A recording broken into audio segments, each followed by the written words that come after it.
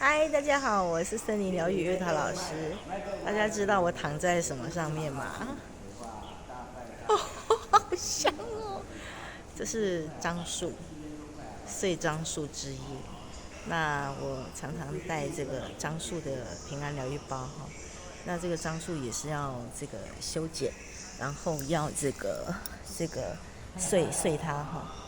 那我今天就到大哥的农场来碎这个樟树枝叶，非常疗愈，非常香。我觉得植物真的太伟大了，我们每个人都要跟他学习。